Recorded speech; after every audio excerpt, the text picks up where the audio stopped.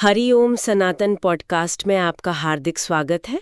हम अपनी रामचरितमानस श्रृंखला को आगे बढ़ाएंगे। आज हम गोस्वामी तुलसीदास जी द्वारा रचित एक बहुत ही अद्भुत स्तुति पर चर्चा करेंगे। जी, जो भगवान शिव के स्वरूप का बहुत ही गहन और सुंदर वर्णन करती है। हाँ, उत्तरकांड से लिया गया रुद्राष्टकम। बिल्कुल, मैंने इसे कई बार पढ़ा है और हर बार ये एहसास होता है कि इन 8 श्लोकों में जैसे पूरे शिव तत्व का सार समाया हुआ है। सही बात है।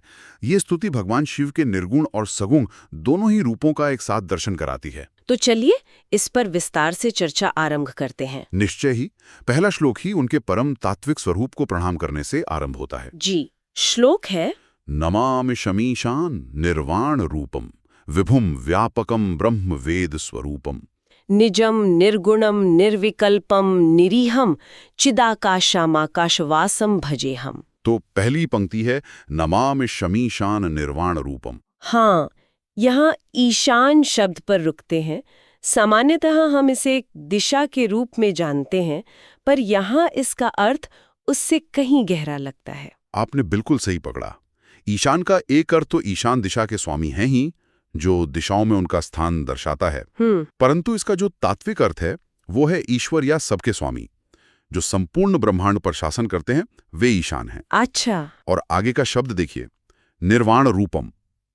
ये नहीं कहा कि वे निर्वाण देते हैं, बल्कि कहा कि वे स्वयं मोक्ष के स्वरूप हैं। ओहो, वे साक्षात मोक्ष ही हैं। जी, उन्हें पा लेने के बाद मोक्ष से अलग कुछ भी पाना बाकी नहीं रह जाता। ये तो बहुत गहरी बात है। मतलब मोक्ष कोई मंजिल नहीं, बल्कि शिव का स्वभाव ही है। बिल्कुल, उन्हें पाने की प्रक्रिया ही मोक्ष है। अद्भुत। अगली पंक्ति है विभुम व्यापकम ब्रह्मवेद स्वरूपम। यह उनके सर्वव्यापी होने की बात करती है ना। हाँ, विभु और व्यापक ये दोनों शब्द उनके कण कण में समाये होने को ही दर्शाते हैं कि वे किसी एक स्थान तक सीमित नहीं हैं। बिल्कुल, किसी एक मूर्ति या एक लोक तक सीमित नहीं है। वे हर अणु परमाणु में व्याप्त हैं। और ब्रह्म वेद स्वरूपम, इसका अर्थ है कि वे ही परब्रह्म हैं, जो अंतिम सत्य है, और संपूर्ण वेदों का ज्ञान भी उन्हीं का स्वरूप है। अच्छा, मतलब वेद उनसे अलग नहीं, वेद उनकी ही वाणी है, उनका ही ज्ञान है। बिल्कुल सही। और फिर उनके माया से परे शुद्ध स्वरूप का वर्णन आता है, निजम निर्गुणम निर्विकल्पम निरीहम। ये शब्द सुनने में बड़े भारी लगते हैं, हैं? जी। क्या हम इन्हें एक साथ समझ सकते हैं कि तुलसीदास जी इन 4 शब्दों से क्या कहना चाह रहे हैं? बहुत सुंदर तरीका है इसे देखने का। इन 4 शब्दों से तुलसीदास जी ये बताने की कोशिश कर रहे हैं कि शिव सांसारिक लॉजिक से कितने परे हैं। वो कहते हैं कि शिव निजम है, यानी सेल्फ कंटेन्ड। उन्हें किसी बाहरी चीज की जरूरत नहीं, वे अपने ही स्वरूप में स्थित हैं। अच्छा। फिर वे निर्गुण हैं, मतलब दुनिया को चलाने वाले सत्व, रज और तम, जो 3 गुण हैं। हाँ, उस खेल से ऊपर हैं। ये गुण उन पर असर नहीं करते। जी। वे निर्विकल्प हैं, यानी उनमें कोई अगर मगर या ये या वो का भेद नहीं है। वो एक अखंड सत्य हैं। और अंत में वे निरीहम है। हाँ, निरीहम मतलब उनकी कोई पर्सनल विश लिस्ट नहीं है, वे इच्छा रहित हैं। तो संक्षेप में ये पंक्ति शिव के उस परम अछूते और निरपेक्ष स्वरूप का वर्णन करती है, जिसे बुद्धि से समझना लगभग असंभव है। बिल्कुल सही समझा आपने। इस तरह से समझना ज्यादा आसान हुआ, लेकिन श्लोक का अंत मुझे थोड़ा उलझन में डालता है। चिदाकाश माकाश वासम भजे अहम। जी। अगर वे चेतना के आकाश की तरह हर जगह है, जैसा चिदाकाश से लगता है, तो फिर उन्हें आकाश वासम क्यों कहा? जो हर जगह है, वो एक जगह कैसे रह सकता है? ये बहुत ही गहरा प्रश्न है और यही इस स्तुति की सुंदरता है। चिदाकाश का अर्थ है चेतना का आकाश। अच्छा। जैसे ही भौतिक आकाश हमें अनंत और सर्वव्यापी लगता है, वैसे ही भगवान शिव चेतना के अनंत आकाश हैं। पर आकाशवासम के 2 सुंदर अर्थ लिए जा सकते हैं। हाँ। पहला जो सीधा अर्थ है, हाँ। कि वे आकाश में निवास करते हैं, जो उनके कैलाशवासी स्वरूप को दिखाता है। और दूसरा अधिक गहरा अर्थ ये है, हाँ। कि आकाश ही जिनका वस्त्र है। हाँ। अर्थात वे दिगंबर हैं। ओहो, उन्होंने दिशाओं को ही अपना वस्त्र बना लिया है। जी। तो देखिए, एक ही शब्द से उनके साकार निवास और निराकार वैराग्य दोनों का बोध हो गया। अद्भुत। अब अगले श्लोक की ओर बढ़ते हैं, जो इसी निर्गुण स्वरूप की व्याख्या को और आगे ले जाता है। जी। श्लोक है निराकारम ओंकार मूलम तुरियम गिरा ज्ञान गोतीतम ईशम गिरीशम। करालम महाकाल कालम कृपालम गुणागार संसार पारम नतो हम। निराकारम ओंकार मूलम तुरियम? यहाँ तुरियम शब्द बहुत रहस्यमयी लगता है। निराकार यानी बिना आकार के, और ओंकार मूलम यानी ओम के भी स्रोत, ये तो समझ आता है। पर यह तुरीय अवस्था क्या है? इस तुरियम को ऐसे समझिए। अच्छा। आप एक फिल्म देख रही हैं। ये जागृत अवस्था है। जी। रात में आप उस फिल्म का सपना देखती हैं। हाँ। ये स्वप्नावस्था है। ठीक है। फिर आप गहरी नींद में सो जाती हैं, जहां कोई विचार, कोई सपना नहीं होता। ये सुषुप्ति है। हाँ। पर इन तीनों अवस्थाओं को प्रकाशित करने वाली जो स्क्रीन है, जो हमेशा पीछे मौजूद रहती है, जिस पर यह सब घट रहा है, वही तुरीय है। बिल्कुल। शिव वो स्क्रीन है। हाँ। वो परम चेतना जो हर अनुभव का आधार है, पर खुद उन अनुभवों से अछूती रहती है। क्या सुंदर उदाहरण है। इससे ये जटिल अवधारणा एकदम स्पष्ट हो गई। और अगली पंक्ति है गिरा ज्ञान गोतीतिशम। गिरा ज्ञान गोतीतिशम। हाँ। इसका मतलब वे वाणी और ज्ञान से भी परे हैं। हाँ, इसका अर्थ है कि वे वाणी गिरा, ज्ञान ज्ञान और इंद्रियों गो से परे अतीत हैं। मतलब हमारी बुद्धि उन्हें पूरी तरह समझ नहीं सकती, और हमारी इंद्रियां उन्हें अनुभव नहीं कर सकती। वे इन सबसे परे हैं। और तुरंत बात कहते हैं गिरीशम, अर्थात कैलाश पर्वत के स्वामी। फिर वही बात जी, जो परम चेतना हर अनुभव से परे है, वही भक्तों के लिए एक पर्वत पर साकार रूप में विराजमान भी हैं। मुझे यहाँ एक बात समझने में मुश्किल हो रही है। अगली पंक्ति में कहा गया कराल महाकाल काल कृपालुम। जी। एक तरफ आप उन्हें कराल और महाकाल का काल कह रहे हैं, जो सुनने में ही डरावना लगता है, और उसी सांस में आप उन्हें कृपालु कहते हैं। आमतौर पर हम इन दो गुणों को एक साथ नहीं देखते। क्या ये सिर्फ काव्य की सुंदरता है या इसका कोई गहरा दार्शनिक मतलब है? ये सिर्फ काव्य नहीं, यही तो सबसे बड़ा सत्य है। तुलसीदास जी हमें बता रहे हैं कि जिस परम शक्ति को हम पूज रहे हैं, वो हमारी अच्छी बुरी की छोटी परिभाषाओं से परे है। अच्छा। वो शक्ति पूरी सृष्टि का स्रोत है, और सृष्टि में कोमलता भी है और क्रूरता भी। वे कराल हैं, पापियों के लिए उनका रूप भयंकर है। जी। वे महाकाल के भी काल हैं, यानी समय भी उनके अधीन है। लेकिन वही शक्ति अपने भक्तों के लिए अकारण करुणा का सागर है, कृपालु है। तो शिव का स्वरूप हमें यह स्वीकार करने की हिम्मत देता है कि जीवन के इन दोनों पहलुओं, भयंकरता और करुणा, का स्रोत एक ही है। बिल्कुल। और श्लोक का अंत भी ऐसे ही विरोधाभास से होता है, गुणागार संसार पारम। जी। यानी वे गुणों के भंडार भी हैं और संसार से परे भी, जबकि पहले श्लोक में उन्हें निर्गुण कहा था। बिल्कुल। वे स्वयं गुणों के बंधन से मुक्त हैं, इसलिए निर्गुण हैं। लेकिन संसार में जितने भी सद्गुण हैं, दया, करुणा, वैराग्य, ज्ञान, उन सब का स्रोत वही है। जैसे सूर्य स्वयं प्रकाश का स्रोत है। क्या बात है। वैसे ही शिव समस्त गुणों के स्रोत हैं, इसलिए गुणागार हैं। और वे संसार पारम हैं, यानी इस जन्म मृत्यु के चक्र से पूरी तरह बाहर हैं। ऐसे परमेश्वर को मैं नमन करती हूँ। जी। तो पहले दो श्लोकों में हमने एक ऐसे शिव को समझा जिन्हें कल्पना में लाना भी मुश्किल है। जी, जो निराकार हैं, गुणों से परे हैं। और अब अचानक तीसरे श्लोक से स्तुति उनके रूप, रंग और श्रृंगार की बात करने लगती है। ये बदलाव क्यों जरूरी है? ये बदलाव ही भक्ति का सार है। परम सत्य को बुद्धि से पकड़ना बहुत कठिन है, इसलिए संत उसे हृदय में उतारने का मार्ग बनाते हैं, ताकि भक्त का मन उसमें लम सके। बिल्कुल। अब उनके साकार मनोहर रूप का वर्णन है।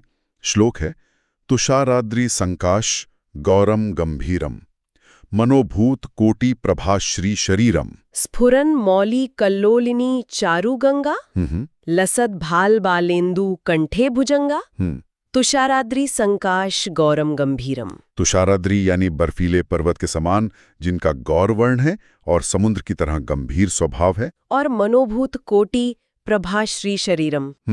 मनोभूत तो कामदेव को कहते हैं। हाँ? और कामदेव सौंदर्य के देवता माने जाते हैं। तुलसीदास जी कहते हैं कि भगवान शिव के शरीर की सुंदरता और चमक करोड़ों कामदेवों की मिलीजुली चमक से भी बढ़कर है। ये उनके अलौकिक दिव्य सौंदर्य को दिखाता है। जी। और फिर उनके श्रृंगार का वर्णन आता है, जिसमें फिर से वही विरोधाभास है। स्फुरन मौली कल्लोलिनी चारुगंगा लसद भाल बालेंदु कंठे भुजंगा। सिर पर शीतल गंगा और चंद्रमा है, तो गले में विषधर सर्प। ये क्या दर्शाता है? ये दर्शाता है कि वो सारे द्वंद्वों से परे हैं। शीतलता और भयंकरता, हाँ, जीवन गंगा और मृत्यु विष, अमृत चंद्रमा और विष सर्प, सब उनके आश्रय में एक साथ शांति से रहते हैं। मतलब वही परम आश्रय है जहां आकर संसार के सारे विरोधाभास समाप्त हो जाते हैं। बिल्कुल।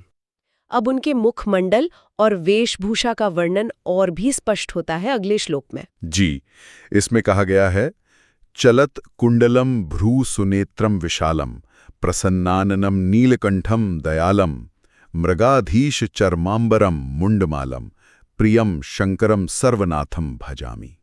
चलत कुंडलम भ्रू सुनेत्रम विशालम, ये बहुत ही जीवंत चित्र है। हाँ, कानों में कुंडल हिल रहे हैं, सुंदर भौहें और विशाल नेत्र।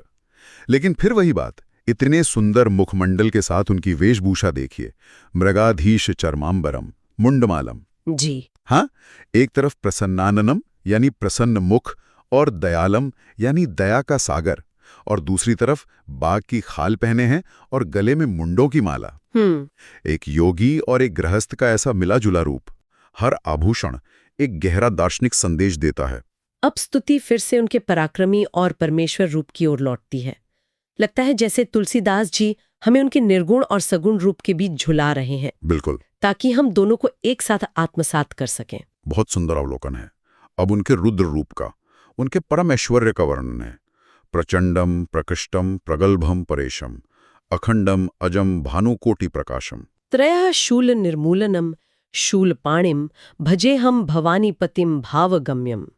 प्रचंड, प्रकृष्ट, प्रगल्भ, परेश, ये शब्द उनके परम ऐश्वर्य को दर्शाते हैं। जी, वे सर्वश्रेष्ठ हैं, तेजस्वी हैं और ईश्वरों के भी ईश्वर हैं। और अखंडम अजम भानुकोटि प्रकाशम, वे अखंड है, अजन्मा है और उनका तेज करोड़ों सूर्यों के समान है। जी, ये सब उनकी महिमा को दिखाता है। पर मेरे लिए सबसे महत्वपूर्ण पंक्ति है त्रयः शूल निर्मूलनम शूलपाणिन। ये 3 शूल कौन से हैं जिनका वे नाश करते हैं? क्या ये हर तरह के दुख को समेट लेते हैं? हाँ, सनातन दर्शन में 3 प्रकार के दुखों की ही चर्चा है, जिन्हें त्रिताप या 3 शूल भी कहते हैं। अच्छा, ये कौन कौन से हैं? ये हैं आधिदैविक, यानी जो देवीय आपदाओं, ग्रहों आदि से मिलते हैं, जिन पर हमारा नियंत्रण नहीं। जी। दूसरे हैं आदि भौतिक, यानी जो अन्य प्राणियों या भौतिक वस्तुओं से दुख मिलते हैं। और तीसरे हैं आध्यात्मिक, जो अपने ही मन और शरीर से पैदा होते हैं, जैसे रोग, चिंता, शोक। तो भगवान शिव हाथ में जो त्रिशूल धारण करते हैं वो इसी बात का प्रतीक है कि वे इन तीनों प्रकार के दुखों का जड़ से नाश करने वाले हैं। बिल्कुल। तो इतने सर्वशक्तिमान, प्रचंड, करोड़ों सूर्यों के समान तेज वाले ईश्वर को पाने का मार्ग क्या है? इतने विरोधाभासों से भरे स्वरूप को कोई साधारण इंसान कैसे समझे, कैसे पाए? मुझे लगता है इसका उत्तर श्लोक के अंत में है। आपने बिल्कुल सही समझा। श्लोक का अंत होता है भजे हम भवानी पतिम भावगम्यम। भावगम्यम। जी, यही इस पूरी स्तुति का सार है। इतने विराट स्वरूप का वर्णन करने के बाद तुलसीदास जी कहते हैं कि वे भावगम्य हैं, यानी वे किसी जटिल कर्मकांड, हठ योग या केवल सूखे ज्ञान से नहीं, बल्कि केवल भाव से, शुद्ध प्रेम भक्ति से ही प्राप्त हो सकते हैं। एक भक्त का निर्मल भाव ही उन तक पहुंचने का सबसे सीधा और सरल रास्ता है। और अब स्तुति का समापन, जो एक प्रार्थना के रूप में है। जी, अंतिम श्लोक भक्त की पुकार है, कलातीत कल्याण कल्पांतकारी सदा सज्जनानंद दाता पुरारी। चिदानंद संदोहो मोह पहारी प्रसीद प्रसीद प्रभो मनमथारी। यहां भी उनके स्वरूप के सभी पहलुओं को समेटा गया है। वे कलातीत हैं, कल्याण स्वरूप हैं और कल्पांतकारी यानी संहार करने वाले भी हैं, और पुरारी भी, त्रिपुरासुर का वध करने वाले। और वे सज्जनों को आनंद देते हैं। वे चिदानंद संदोह यानी चेतना और आनंद के पुंज हैं, और मोहापहारी यानी मोह को हरने वाले हैं। और अंत में जो प्रार्थना है, प्रसीद प्रसीद प्रभो मनमथारी, यहाँ प्रसीद को 2 बार दोहराने का क्या अर्थ है? प्रसीद प्रसीद यानी प्रसन्न होइए, प्रसन्न होइए। इस बात को दोहराने से भक्त की बेचैनी और आतुरता का पता चलता है। और उन्हें मनमथारी यानी कामदेव के शत्रु के रूप में क्यों पुकारा गया? ये संबोधन बहुत महत्वपूर्ण है। भक्त केवल बाहरी सुख नहीं मांग रहा। अच्छा। वो कह रहा है, हे प्रभु, जैसे आपने बाहरी कामदेव को भस्म कर दिया था, वैसे ही मेरे मन के भीतर बैठे काम, क्रोध, लोभ, मोह जैसे विकारों को भी भस्म कर दीजिए और मुझ पर प्रसन्न होइए। यह तो आत्मशुद्धि की सर्वोच्च प्रार्थना है। जी। अद्भुत। सच में ये स्तुति हमें शिवजी के संपूर्ण स्वरूप का दर्शन कराती है, उनके निर्गुण, निराकार, परब्रह्म स्वरूप से लेकर उनके सगुण, साकार, कल्याणकारी स्वरूप तक, उनके वैरागी दिगंबर रूप से लेकर भवानीपति गृहस्थ रूप तक, और उनके भयंकर रुद्र रूप से लेकर परम कृपालु आशुतोष रूप तक, सब कुछ इन कुछ श्लोकों में समाहित है। और अंत में ये आश्वासन भी कि ये विराट सत्ता केवल सच्चे भाव से पाई जा सकती है। तो हमें आशा है कि आपको हमारी आज की चर्चा पसंद आई होगी। सनातन धर्म से संबंधित ऐसी ही और चर्चाओं के लिए हमारे चैनल को अवश्य सदस्यता लें। धन्यवाद। जय श्री राम।